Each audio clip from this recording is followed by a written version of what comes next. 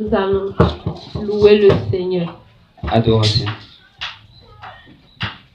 Il est bon, son amour est infini. Jésus est bon, il est bon, son amour est infini. Alléluia, il est bon, Jésus est bon, Jésus est bon, il est bon, son amour est infini. Il est bon, son amour est infini. Oh, Jésus est bon, il est bon, son amour est infini. Alléluia, il est bon, Jésus est bon, Jésus est bon, il est bon, son amour est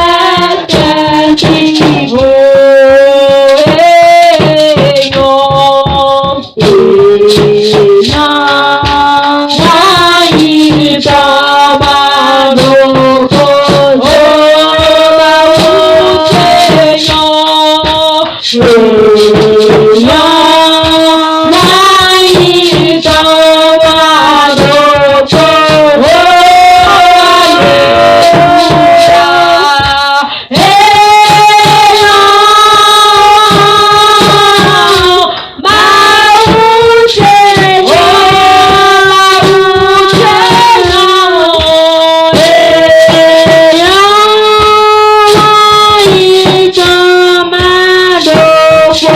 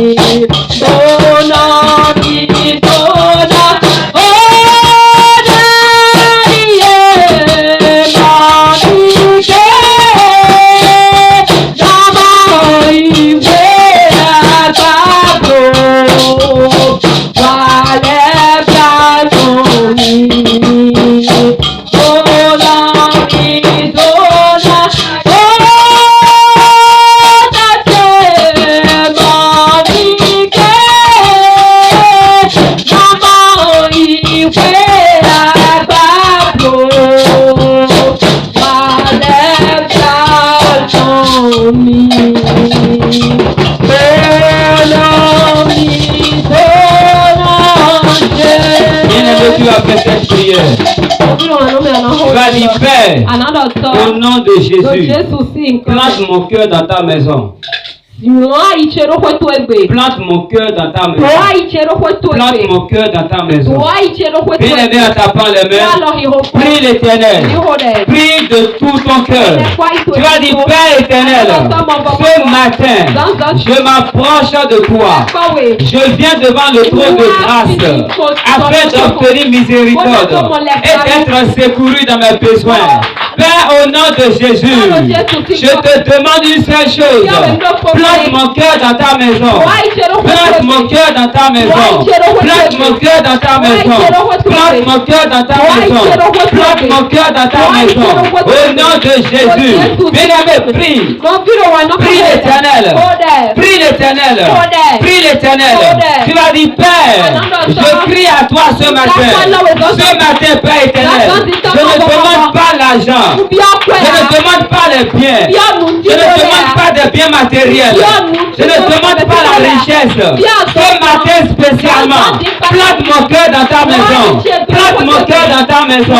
Plante mon cœur dans ta maison. Plante mon cœur dans ta maison. Plante mon cœur dans ta maison. Père éternel, par le Saint-Esprit, répands ton amour. Répands ton amour. Répands ton amour. L'amour de ta maison soit répandu dans mon cœur. Soit répandu dans mon cœur. Soit répandu dans mon cœur. Soit répandu dans mon cœur. Au nom de Jésus. Père, nous te disons merci. Merci, Père éternel. Balance tes merci de reconnaissance. Bénis son Saint-Nom. Père, nous te disons merci. Au nom de Jésus, nous avons ainsi prié. Mon Père, je veux te dire merci ce matin pour tout ce que tu as fait dans cette église. Ta présence. Tu es l'alpha et l'oméga. Tu as commencé avec nous et tu vas achever avec nous. Nous remettons l'esprit, l'âme et le corps de chaque adorateur dans tes mains. Contrôle l'atmosphère. Que l'esprit de Dieu soit roi en ce lieu. Que l'esprit de Dieu domine en ce lieu. Que l'atmosphère spirituelle de cette église soit électrifiée au nom de Jésus. Que toute présence qu'on ne désire pas, toute présence d'esprit satanique, tout esprit infiltré dans cette église pour combattre la parole, empêcher la parole d'atteindre son objectif, par la puissance de l'Esprit de Dieu, nous déclarons qu'il soit court-circuité. Ton amen est trop faible. Nous déclarons qu'il soit court-circuité. Au nom de Jésus-Christ. Père, nous te disons merci. Que Jésus soit roi en ce lieu. Au nom de Jésus, nous avons ainsi prié. Amen. De Fatih. Acclame très très fort le Seigneur. Et nous pouvons nous asseoir dans sa présence. Alléluia. Bien-aimés, j'aimerais vous notifier quelque chose. Tu le sais déjà. Amen. Tu le sais déjà. Mais je veux te le rappeler. Quand on dit adoration, il faut se tenir sur ses pieds. Alléluia. Si tu n'es pas malade, tu n'as aucun problème au pied. Mais quand on dit adoration, il faut se tenir sur ses pieds. Rester debout pour adorer Dieu. C'est une manière d'honorer le Seigneur. On ne le voit pas, mais il est là. Amen. Que l'Éternel bénisse ton obéissance. Au nom de Jésus. Acclame très très fort le Seigneur. Bien-aimés, nous allons commencer le message. Et ce matin, durant ce mois de février, nous sommes en train de parler sur dévoiler les preuves de l'amour pour Dieu.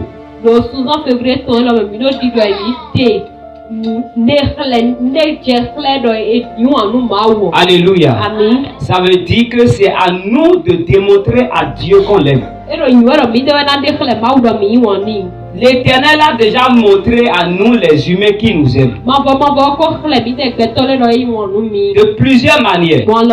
Et il continue toujours de montrer à chaque enfant de Dieu qu'il aime, même aux païens. Alléluia. C'est à nous maintenant de démontrer à Dieu que réellement nous l'aimions. C'est à nous de démontrer à Dieu que réellement nous l'aimons. Il y a plusieurs personnes, beaucoup de personnes, avec des mots, formulent des phrases pour dire à l'Éternel qu'il l'aime. Mais est-ce que l'amour est sincère? Est-ce que l'amour là est véritable? Est-ce que l'amour là est authentique? Le dimanche passé, nous avons parlé sur les manifestations de l'amour pour Dieu. Amen. Et nous avons dit qu'il faut aimer Dieu et démontrer son amour pour Dieu au travers la manière dont tu le sais, au travers tes finances, au travers ce que tu peux apporter matériellement, financièrement, pour prouver à Dieu que réellement tu l'aimes. Ce matin, nous allons parler sur aimer sa parole et aimer sa maison. Aimer sa parole et aimer sa maison. Bien aimé, qu'est-ce que l'amour? L'amour, c'est un sentiment. Alléluia. L'amour, c'est un sentiment. C'est une affection profonde qu'on a pour quelqu'un ou pour quelque chose.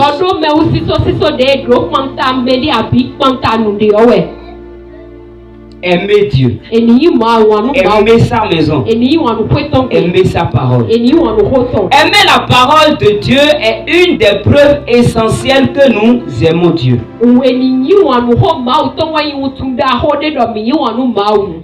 la parole de Dieu, c'est une manière de montrer à Dieu que vraiment nous l'aimons. Psaume chapitre 119, le verset 97. Psaume 119, verset 97. Le roi David a dit ceci: combien j'aime ta loi. Elle est tout le jour l'objet de ma méditation. Et le même chapitre au verset 11. La Bible dit, le roi David dit ceci: je sais ta parole dans mon cœur, afin de ne pas pécher contre toi. Bien aimé, celui qui aime la parole de Dieu enregistre la parole de Dieu dans son cœur. Celui qui aime la parole de Dieu doit connaître la parole de Dieu par cœur. Si tu ne connais pas la parole de Dieu par cœur, comment est-ce que tu veux obéir à la parole? Si tu ne connais pas la loi, si tu ne connais pas la loi, si tu n'as aucune connaissance de la loi, comment est-ce que tu peux t'empêcher toi-même d'enfreindre à la loi? Si tu ne connais pas les interdits de Dieu, si tu ne connais pas les choses désirées de Dieu, comment est-ce que tu peux plaire à Dieu? Le roi David dit: je sais ta parole dans mon cœur. Je sais ta parole dans mon cœur. Alléluia. Tu aimes la parole de Dieu, oui. Mais est-ce que tu la maîtrises par cœur? Tu aimes la parole de Dieu, oui. Mais est-ce que cette parole-là est en train de façonner ta vie et ta manière de faire? Est-ce que cette parole-là est en train de façonner ton caractère? Josué chapitre 1er, le verset 8. Que ce livre de la loi ne s'éloigne point de ta bouche. Médite-le jour et nuit pour agir fidèlement selon tout ce qui y est écrit. Car c'est alors que tu auras du succès dans tes entreprises. C'est alors que tu réussiras. Bien-aimé, c'est l'un des secrets du roi David. La Bible dit que ce livre de la loi ne s'éloigne pas de ta bouche. C'est en la méditant jour et nuit que tu réussiras. C'est en la méditant jour et nuit que tu auras du succès dans ton entreprise. C'est l'un des secrets du roi David. David a réussi beaucoup de choses. Il a réussi là où les gens ont échoué. Il a été aimé de Dieu. Mais avant tout, il aimait Dieu. Il a gardé sa parole dans son cœur. Il obéissait la parole de Dieu. Alléluia. Au point où Dieu dit, David est l'homme selon mon cœur. David a manifesté des exploits. Quand nous étudions l'histoire de David, nous voyons des choses extraordinaires. Mais il y a une des choses là qui m'a marqué le plus. David n'allait combattre aucune guerre sans consulter l'Éternel.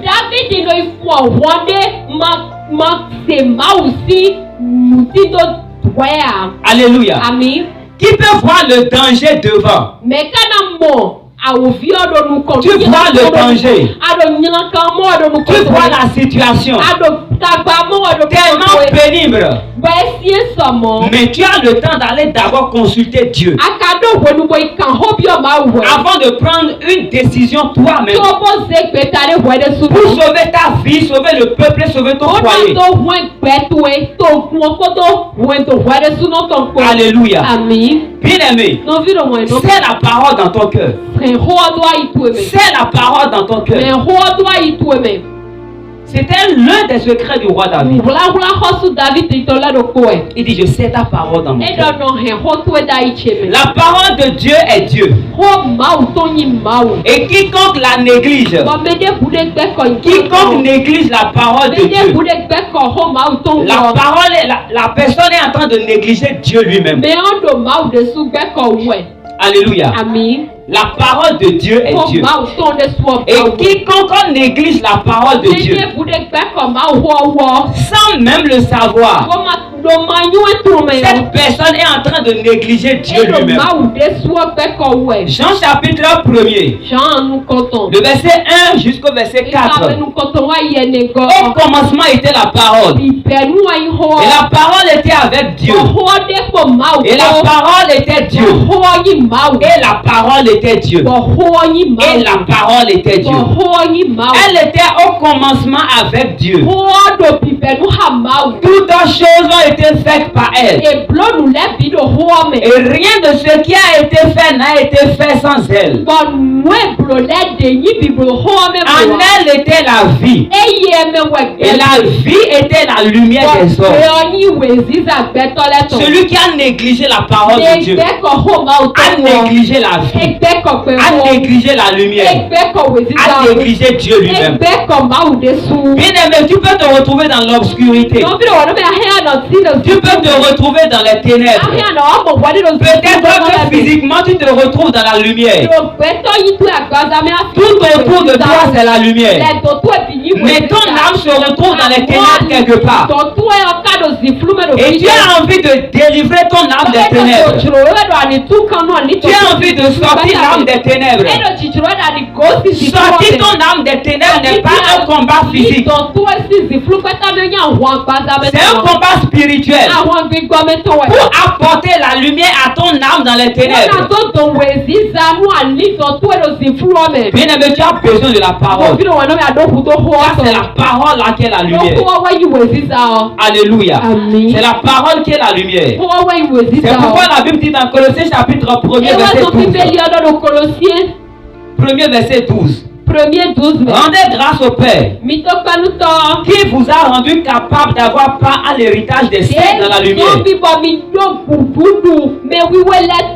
Qui nous a délivrés de la puissance des ténèbres. Et nous a transportés dans le royaume du Fils de son amour. Et cela est possible par la parole. Alléluia. Amen. Bien-aimé, une chose est d'aimer la méditation. Une chose est de méditer la parole de Dieu. Une chose est d'écouter la parole de Dieu. Mais la plus importante, c'est de pratiquer la parole. Nous méditons la parole. Nous lisons la parole. Nous écoutons la parole. Mais ce qui est plus important, bien-aimé, c'est de pratiquer la parole. Car celui qui écoute la parole et qui ne la met pas en pratique n'est pas différent de celui qui ne l'a pas écouté. Bien-aimé, il y a des gens qui ne sont pas venus ce matin. Ils ne sont pas en train d'écouter cette parole. Toi qui es venu ce matin et tu écoutes la parole. Mais si tu ne la mets pas en pratique, tu es comme celui qui n'est pas venu écouter la parole. Parce que celui qui ne l'a pas écouté ne peut pas la pratiquer. Mais pourquoi est-ce que toi qui l'as écouté, tu ne la pratiques pas? Ce qui est plus important, c'est de pratiquer la parole. Ce n'est pas seulement de l'écouter, c'est de la pratiquer. Jacques chapitre 1er verset 22. La Bible dit ceci. La Bible dit: mettez en pratique la parole et ne vous bornez pas à l'écouter, en vous trompant vous-même par de faux raisonnements. Il y a beaucoup de personnes qui se contentent, qui se rassurent, qui se convainquent eux-mêmes de ce que j'écoute déjà la parole. J'écoute la parole de Dieu. C'est déjà important. C'est déjà important. Si déjà j'écoute la parole de Dieu, si déjà la parole de Dieu rentre dans mon âme, c'est déjà plus important que tout. Bien-aimés, arrêtons de nous convaincre nous-mêmes. Alléluia. Un jour, j'ai rencontré un monsieur. J'étais avec une connaissance. Et là, j'ai discuté avec la personne. Il m'a demandé un service. Il m'a dit d'aider un monsieur à raccourcir un peu sa distance puisque j'étais en moto.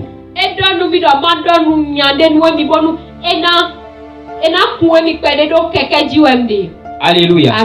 Et le monsieur, c'était, je ne sais pas si c'est un féticheur, je ne sais pas ce qu'il est en réalité, mais il pratique les choses occultes. Il n'était pas habillé et il avait noué son paille. Il avait mis les choses qui mettent au bras, bon, ce que vous savez. Et je l'ai pris sur la moto. Et on allait. Je voulais le déposer là où lui voulait aller. Et à un moment donné, l'Esprit de Dieu m'a convaincu de lui parler. J'ai commencé par lui parler. Je lui parlais de Jésus. Je lui parlais de qui est Jésus. Qu'est-ce que Jésus est venu faire. Qu'est-ce qu'il a accompli pour nous. C'était un féticheur, je pense. Alléluia. Et il m'a dit ceci. J'ai écouté ce que tu as dit. Moi-même, j'écoute la parole de Dieu. J'écoute la parole de Dieu. C'est vrai que je pratique mes choses. Mais moi aussi j'écoute la parole de Dieu. Alléluia. Et il a sorti son téléphone. Il a déverrouillé le téléphone. Et il a commencé par me montrer des prédications des grands hommes de Dieu que vous connaissez. Alléluia. C'est vrai que la parole qu'il écoute là est une semence en lui. Mais à l'instant là, il écoutait la parole de Dieu, mais ça, il ne la pratiquait pas. Si seulement il pouvait pratiquer ce qu'il m'a joué le jour là. Il n'allait pas seulement se convaincre et se contenter lui-même de ce qu'il écoute déjà la parole de Dieu. Alléluia. Il y a beaucoup de personnes qui écoutent la parole de Dieu, mais qui finiront en enfer. Ce n'est pas la parole de Dieu qui te sauve, c'est Jésus qui te sauve. La parole de Dieu te conduit vers Jésus. La parole de Dieu te montrera le chemin vers le salut. Le salut, c'est Jésus. Alléluia. Maintenant, quand la parole de Dieu te conduit vers Jésus, dès que tu arrives vers Jésus, Jésus maintenant à son tour te dit, maintenant il faut obéir à la parole. Parce qu'il n'y a pas l'un sans l'autre. La parole c'est Jésus. Et Jésus c'est la parole. Mais il y a un qui te conduit vers l'autre. C'est une stratégie de Dieu. Alléluia. C'est pourquoi quand tu te présentes vers un païen, tu lui parles, tu lui prêches l'évangile, tu lui annonces des bonnes nouvelles.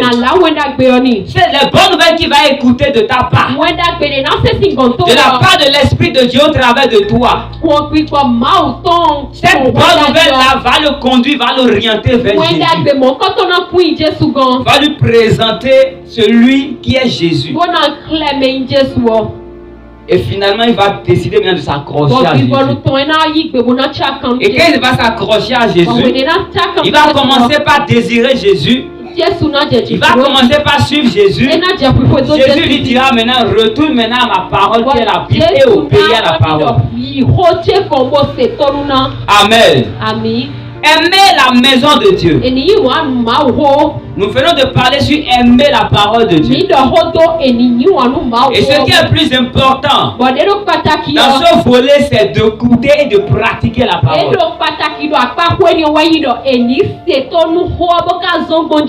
Amen. Le deuxième volet, c'est aimer la maison de Dieu. Et quand on parle de la maison de Dieu, on parle du temple de Dieu. Le bâtiment. Le bâtiment, la chapelle, là où l'église se rassemble. Alléluia.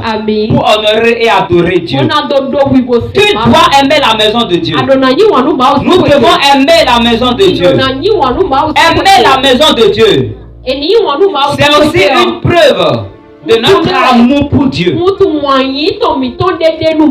Amen. Psaume chapitre 16, le verset 11. Psaume 16, 11. Qu'est-ce que la Bible nous dit?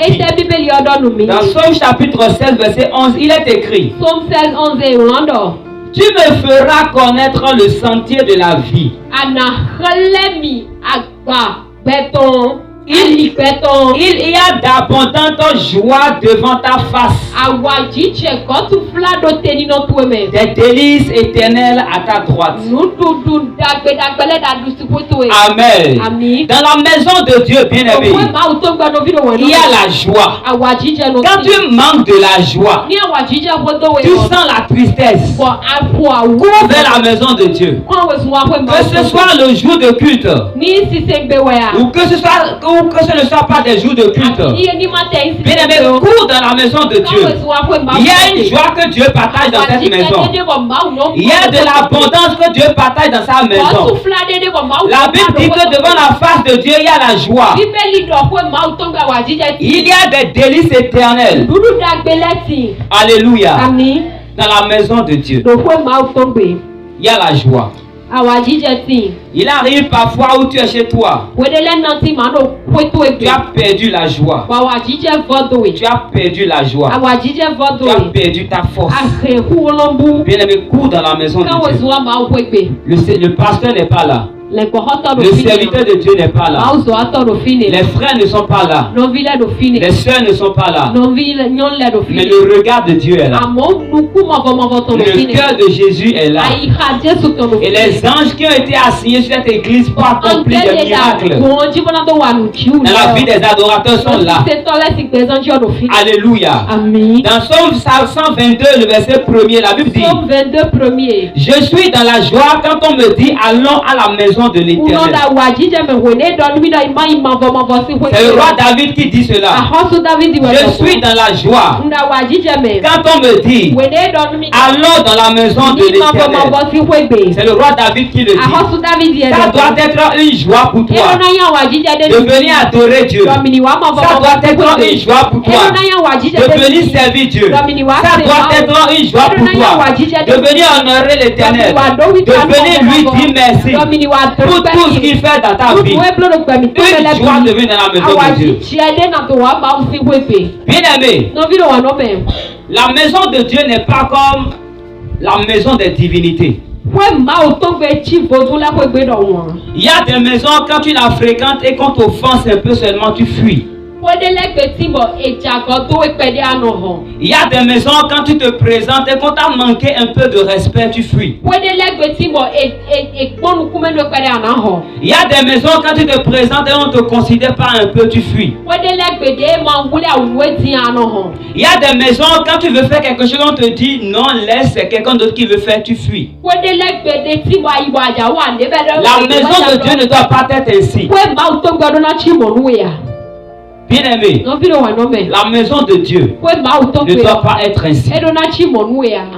Ce n'est pas parce que tu es venu dans la maison de Dieu, quelqu'un t'a offensé, qu'il faut te retirer. Tu n'es pas venu pour la personne, tu es venu pour Dieu. Ce n'est pas parce que les gens sont en train de critiquer l'église, en train de critiquer le serviteur, en train de critiquer le service, bien aimé, que tu vas fuir l'église.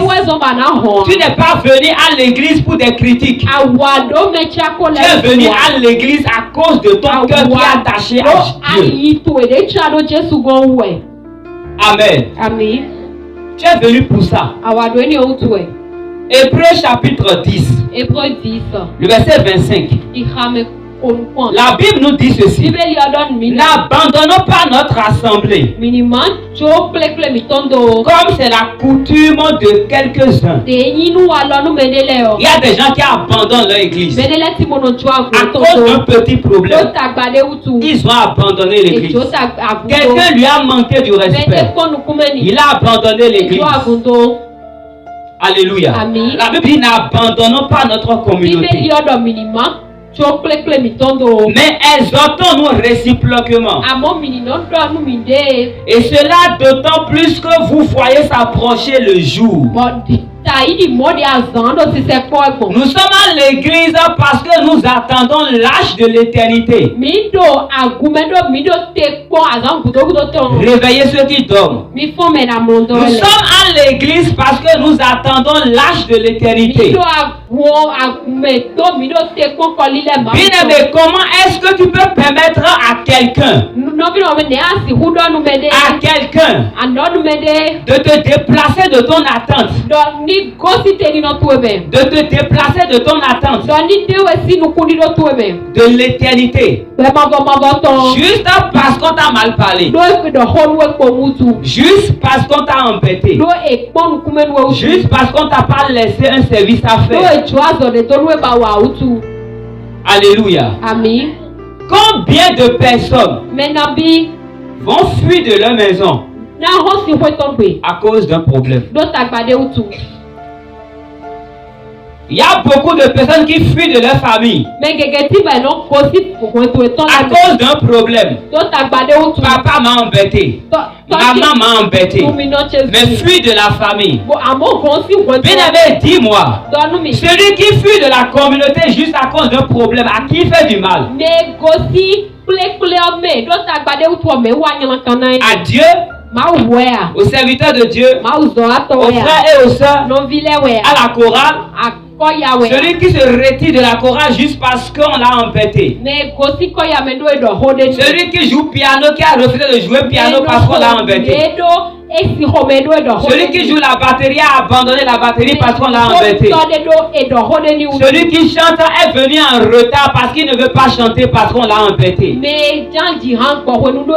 Un humain t'a embêté. Un mortel t'a embêté. Et à cause de l'embêtement du mortel, tu as refusé de servir le Dieu qui détient ton souffle. Bien aimé, ça n'a aucun sens. Tu refuses de venir balayer, nettoyer la maison de Dieu parce qu'on t'a embêté.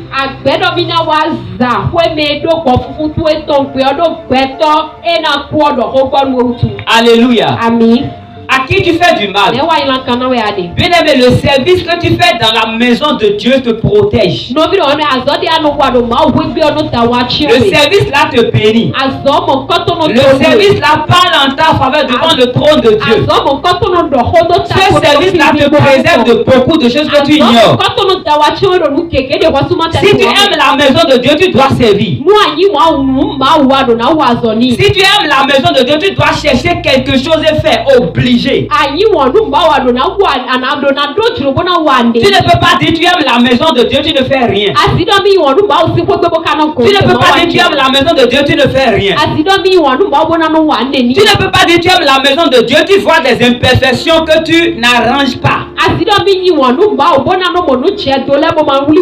Tu vois des imperfections dans la maison de Dieu, dans le temple de Dieu, et tu n'arranges pas, et tu vas critiquer. La chorale ne chante pas bien, et tu vas critiquer. Non, le pasteur ne fait pas bien. Le pasteur ne fait pas comme je veux. Bien aimé, c'est pour cela que tu vas quitter la congrégation. On ne t'a pas confié le service. Tu veux quitter la congrégation. Non, le frère qui se charge de l'intercession là, il ne sait pas bien prier. Les prières pointues que je veux là, il ne donne pas ça.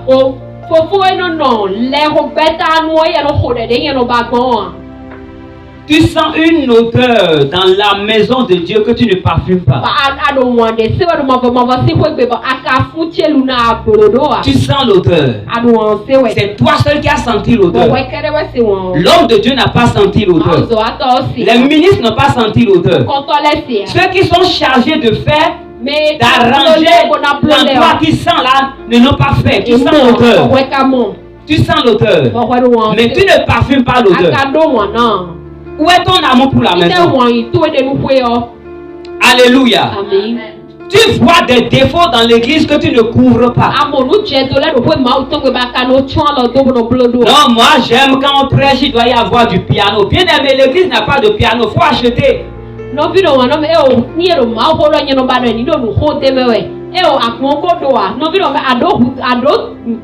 n'avons pas de piano, tu peux acheter et amener ça dans la maison de Dieu. C'est la manifestation de ton amour pour Dieu, pour sa maison. Alléluia. Amen. Nous n'avons pas de montre. Non, dans cette église-là, ils n'ont pas de montre. Comment ils font le service? Est-ce qu'ils respectent même l'heure dans l'église? Bien aimé, il faut acheter une montre pour apporter. Et tu mets dans la maison de Dieu. Tu mets ça dans la maison de Dieu. C'est ta manière de montrer à Dieu que tu l'aimes. Que tu aimes sa maison. Alléluia. Amen. La chorale a demandé gong ici. Mais j'ai souvent oublié. Non. Alléluia. Amen. J'ai souvent oublié. Non. Mais ce matin, je suis venu, j'ai entendu, ils étaient en train de jouer du gong. Qui a acheté? C'est quelqu'un qui a acheté. Je ne veux même pas savoir qui l'a fait. Dieu bénit la personne. C'est l'amour de la personne pour la maison de Dieu qui a fait qu'il a acheté le gong. C'est parce que la personne sait que la maison de Dieu a besoin de gong pour que l'adoration envers Dieu soit potable.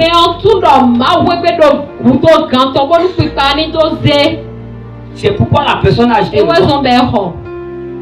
Alléluia. Amen. Nous avons fait l'enseignement le dimanche passé. Nous avons fait des enseignements sur l'amour. Comment manifester l'amour pour Dieu? Qu'est-ce que toi tu vois dans cette église-là qui n'est pas bon? Il faut arranger ça.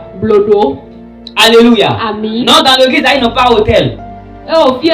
L'église n'est même pas cimentée. Je ne peux pas aller adorer Dieu là-bas. Je serai sali. La poussière va me salir. Je serai enrhumé. Bien-aimé, il faut acheter des ciments, il faut apporter. Apporte les ciments. Apporte. Si tu amènes ciment, on va faire l'autel pour Dieu.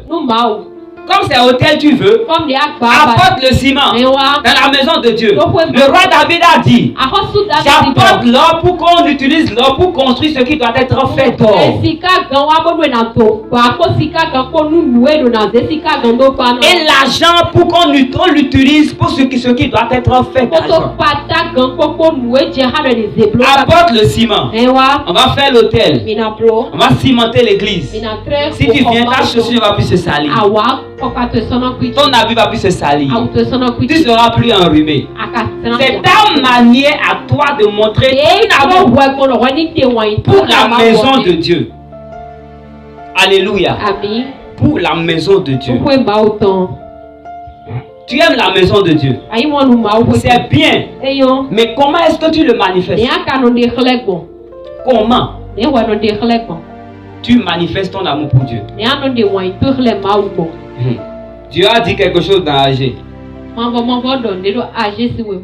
qui souvent me fait peur. AG chapitre 1er, le verset 9. Il y a des gens, ils courent pour construire leur vie. Ils courent pour construire leur maison. Alléluia. Bien que la maison de Dieu ait des besoins. Bien qu'il y ait des choses qui ne sont pas dans les normes dans la maison de Dieu. Il court pour arranger les siennes. AG chapitre 1er verset 9. Et l'Éternel dit ceci. Vous comptiez sur beaucoup. Et voici vous avez eu peu. Vous l'avez rentré chez vous. Mais j'ai soufflé dessus. Alléluia. Pourquoi? Dit l'Éternel des armées. À cause de ma maison qui est détruite. Tandis que vous empressez chacun pour sa maison. Tandis que vous vous empressez chacun pour sa maison. Alléluia. Bien-aimé, quelle est l'imperfection que tu as vue dans l'église? Faut l'arranger. Amen. Acclame très très fort pour Jésus. Jésus lui-même nous a montré l'exemple en étant régulièrement au temple depuis son enfance.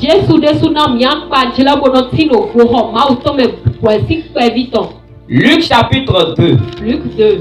Bien-aimé, c'est la parole, nous on lit ici. C'est ça qui va vous partir. Luc chapitre 2, verset 42. La Bible dit ceci. Lorsqu'il fut âgé de 12 ans, il y montait selon la coutume de la fête. Verset 46.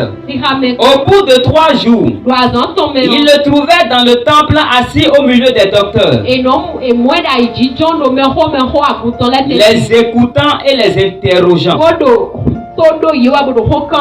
Alléluia. Dans Luc chapitre 4, le verset 16, la Bible dit ceci.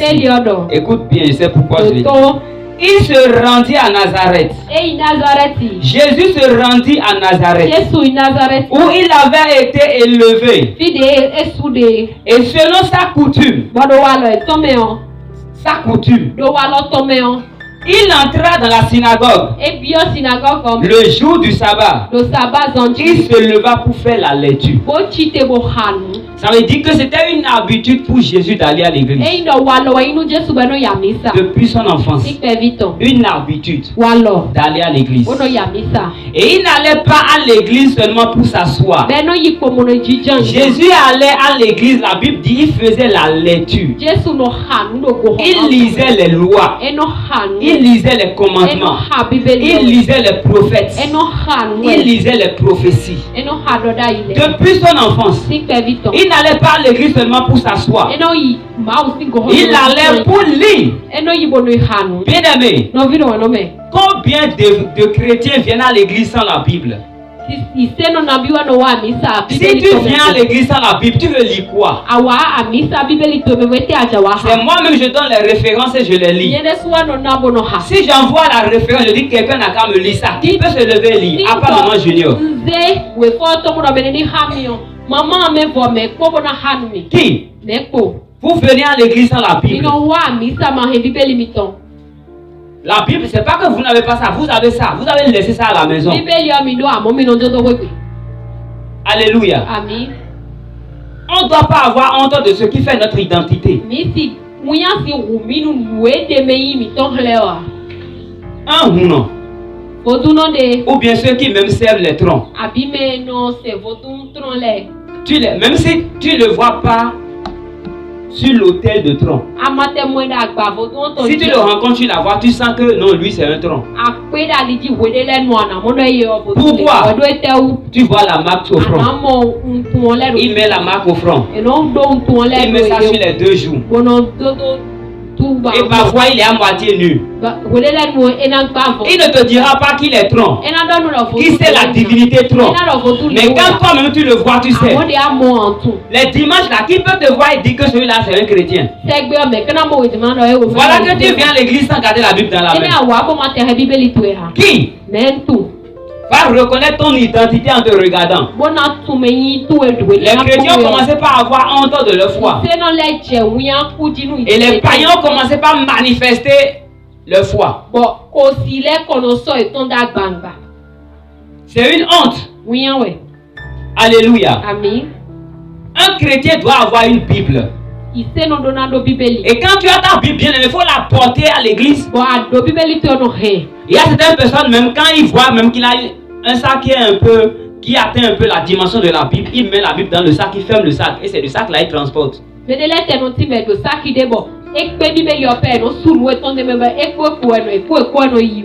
que le sac là fait, le sac fait joli avec ce qu'il a porté, mais la Bible ça fait bizarre.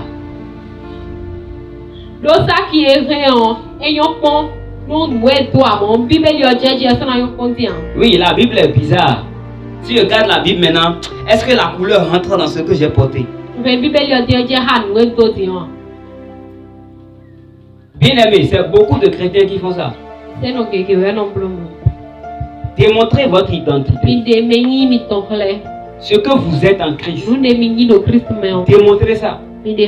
Parfois tu les vois en plein jour, torse nu, avec des poulets, des animaux pour le sacrifice, des choses bizarres. Ils tapent des tam-tams, ils quittent le lieu pour nous. Ils n'ont pas honte. Toi, on t'a pas dit de te mettre torse nu. On t'a pas dit de marcher pieds nus. On t'a dit garde ta Bible. C'est pas difficile. Venez à l'église avec vos Bibles. Alléluia. Alléluia. Amen. Alléluia. Amen. Le roi David était un amoureux de Dieu. Il aimait la maison de l'Éternel. Et il allait fréquemment dans la maison de l'Éternel. Il allait fréquemment. Tu peux lire dans Psaume chapitre 23, le verset 6. Il allait fréquemment dans la maison de Dieu. Il dit, je suis content quand on me dit allons dans la maison de l'Éternel. Psaume chapitre 23, le verset 6. Il dit ceci. Oui, le bonheur et la grâce m'accompagneront tous les jours de ma vie. Et j'habiterai dans la maison de l'Éternel jusqu'à la fin de mes jours. Jusqu'à la fin de mes jours. J'habiterai dans la maison de l'Éternel. Alléluia. C'est ce verset-là que nous utilisons pour partager la grâce. Amen. Amen. Il dit j'habiterai dans la maison de l'Éternel jusqu'à la fin de mes jours. Et dans Psaume chapitre 84, le verset 10. Psaume 84, 10. Il dit ceci. Toi, qui est notre bouclier. Vois, ô Dieu, et regarde la face de ton oint. Alléluia. Amen. Il a oint. L'Éternel sait qui sont ceux qu'il a oint, qui sont dans sa maison. Celui qui se présente dans la maison de Dieu crie à Dieu. Et l'Éternel les ose. Dieu l'écoute. Dieu le soutient. Et Dieu le secoue. Alléluia. Psaume 122, verset 1er. Je suis dans la joie quand on me dit allons à la maison de l'Éternel. Bien-aimé, quels sont les bienfaits de l'amour pour Dieu? Ton amour pour Dieu te rend invincible, indestructible, car tu portes Dieu en ce moment. Et aucun défi ne peut te terrasser à cause de Dieu qui est en toi. Alléluia. Nous voyons Shadrach, Meshach et Abednego. Ils ont été jetés dans la fournaise ardente, mais ils n'ont rien eu à cause de leur amour pour Dieu, à cause de l'amour pour la maison de Dieu. Parce que le roi dit, quand vous allez entendre la cloche sonner, tout le monde se prosterne devant l'idole. Mais leur amour pour la maison de Dieu, pour Dieu, ils se sont dit non, on ne peut pas se prosterner devant un autre Dieu. Ils ont accepté la mort, être jetés dans le feu, pourvu que l'Éternel soit honoré. Et lorsqu'on les a jetés dans le feu, bien-aimé, comme tu le connais bien, la Bible dit que le feu a seulement consumé les cordes, les liens qui les liaient. Amen. Mais aucun d'eux n'a rien eu. Tu peux lire ça dans Daniel chapitre 3. Et nous voyons également avec Daniel, qui a été jeté dans la fosse au lion à cause de son amour pour la maison de Dieu, à cause de son amour pour Dieu. Il priait tous les jours. Il se présentait devant Dieu tous les jours. Ses ennemis n'ont pas pu le vaincre. Ils ont tout fait. Ils ont échoué. Alléluia. Et ils sont allés choisir maintenant dans les lois du Dieu de David pour pouvoir piéger Daniel, pour pouvoir piéger Daniel. Ils sont allés consulter les lois du Dieu de Daniel pour piéger Daniel. Ils ont vu que Daniel priait beaucoup. Alors ils ont dit maintenant dans le royaume plus personne ne prie notre Dieu. C'est comme ça Daniel a été capturé. Ils l'ont jeté dans la fosse au lion. Bien aimé, il était devenu indestructible. Il était devenu invincible parce qu'il aimait Dieu. Il aimait la maison de Dieu. Les bénédictions de la maison de Dieu. Nous avons possédé ces possessions. Quand tu aimes la maison de Dieu, tu possèdes tes possessions. L'Éternel te bénit à cause de ton cœur pour sa maison. Il te donne la force physique et la force spirituelle pour toujours te développer, pour toujours croître. Il renouvelle ta force. Alléluia. Et il t'élève là où les gens s'y attendent le moins. Il t'ouvre des portes que les hommes ont fermées. Il te fait traverser la vallée de la mort. Et rien ne t'arrive à cause de ton amour pour lui. Parce que celui qui aime Dieu attire le regard de Dieu. Celui qui aime Dieu, celui qui aime sa maison, attire son regard. Bien aimé, tu vas te tenir sur tes pieds et tu vas faire cette prière. Tu vas dire, Père, au nom de Jésus, ce matin, remplis-moi d'un amour pour ta parole et ta maison.